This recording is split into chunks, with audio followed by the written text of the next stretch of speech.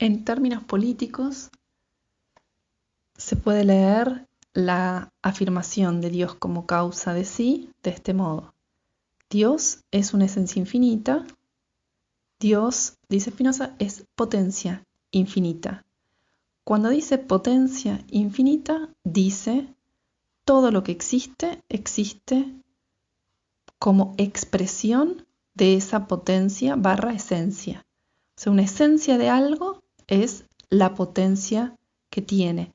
Cuando decimos la potencia que tiene o la potencia que es, en realidad no decimos que tiene la capacidad de hacer cosas que se puede reservar de hacer, que tiene la facultad de hacer cosas que después decide si las hace o no las hace. Lo que decimos es que es una potencia en acto, que es que todo lo que sale de la naturaleza, se deriva de la naturaleza de Dios, o sea, todo, es expresión de esa potencia infinita. O sea, expresión de esa potencia infinita necesariamente. O sea, no es que Dios se reserva cosas por crear, se omite otras, podría haber hecho y no hizo. O sea, lo que hace Spinoza es decir que todo lo que existe es una expresión determinada, necesaria de esa potencia infinita, pensándola no como una facultad de elegir, no como una facultad de hacer o reservarse, sino como una expresión, ¿sí? Entonces, lo que dice es esa potencia infinita por la cual todo existe es igual a un derecho infinito. Todo lo que existe existe por el derecho infinito de la potencia de Dios. Cuando hace esto, traslada esa identidad, y este es lo más importante de la filosofía de Spinoza en términos políticos, la identidad entre potencia y derecho, traslada esa identidad a cada uno de los seres. Y eso implica una reforma radical de la teoría del derecho natural, que se venía reformando en todo el siglo XVII para tornarla una teoría del derecho natural cada vez más impersonal, lo que decía Grocio: si Dios no existiese, 2 más 2 sería 4, o sea, si no hubiese un Dios que interviniese en el mundo, igualmente se deberían pensar los derechos naturales más allá de esa existencia, ¿sí?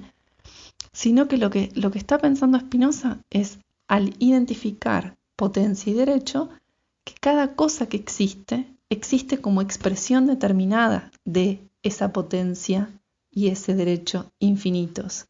O sea, cada cosa que existe es potencia de hacer determinadas cosas que expresan la propia naturaleza, y eso que hace lo hace con un derecho natural que se deriva de un derecho natural infinito. Entonces, cada cosa que existe es una potencia y un derecho singular finito, ¿sí? Que se deriva de uno infinito. Por ejemplo, el ejemplo del capítulo 16. El pez nada por derecho natural, esa es su potencia, ese es su derecho. Si el pez delegara su derecho natural, delegaría su esencia / potencia. Por lo tanto, hay algo del derecho natural que es inseparable de cada quien. O sea, no podrían pensar, por ejemplo, la constitución de poderes políticos en la forma de la delegación del derecho natural. No lo pueden pensar porque delegar el derecho natural de cada quien es delegar su esencia / potencia. Lo que hace Spinoza con esto es decir que toda forma contractualista es una forma metafórica, porque lo que está en el origen, si pudiéramos pensar un origen, de los regímenes políticos es una puesta en común de esos derechos naturales finitos, de esas potencias finitas. Es una puesta en común, no la estoy llamando acumulación para no dar la idea de suma. es una puesta en común que transforma esas potencias finitas y que transforma esos derechos finitos, los hace potencia común y derecho común. A eso que está en el origen de los regímenes políticos, Spinoza le va a llamar de un modo que puede, según la lectura, ser tratado como un sujeto o no, que es multitud, es el derecho común de la multitud, es la potencia común de la multitud, lo que está a la base de cualquier forma de régimen. Eso le llama imperium o soberanía. O sea, estamos pensando que imperium, lo que está a la base de todas las formas políticas, es una puesta en común de potencias y de derechos. O sea que los derechos naturales no se separan nunca del cuerpo político. La cuestión es cómo hacer efectivamente que esos derechos continúen como derechos comunes, cómo hacer que se acrecienten, cómo hacer que se diversifiquen, etc. Cómo hacer que esto que está en el origen continúe a la base de los regímenes. Entonces la cuestión es qué tipo de proporcionalidad hay en los regímenes entre, por ejemplo, un gobierno monárquico y esto que está a la base, que es la multitud.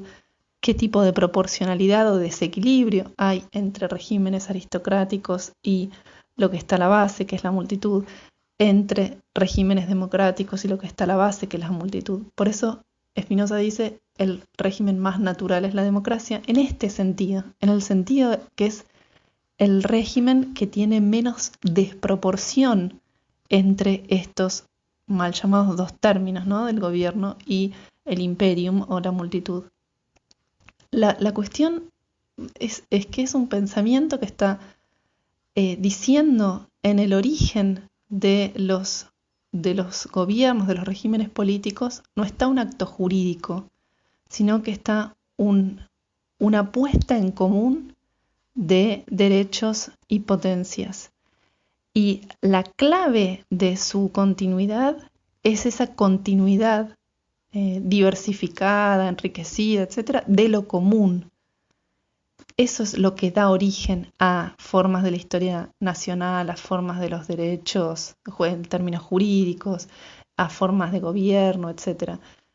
En general, esto que está puesto como común es muy difícil de tener como visible todo el tiempo, ¿no? En ese sentido, Spinoza se entiende como un pensador democrático, como que está pensando qué es lo que está por detrás de todo acto jurídico. O sea, después se puede hacer un contrato para validar esta situación, pero esta situación es anterior, está en el origen, si quieren llamarlo origen, porque en realidad siempre que se vivió juntos hay algo de esto que sucedió. Entonces no necesariamente está puesto en el origen, ¿sí? Sino que es esa forma de la comunidad de derechos y potencias. Eso está sobre todo en de los capítulos 16 al 20 del Tratado Teológico Político y en los primeros 6 libros del Tratado Político.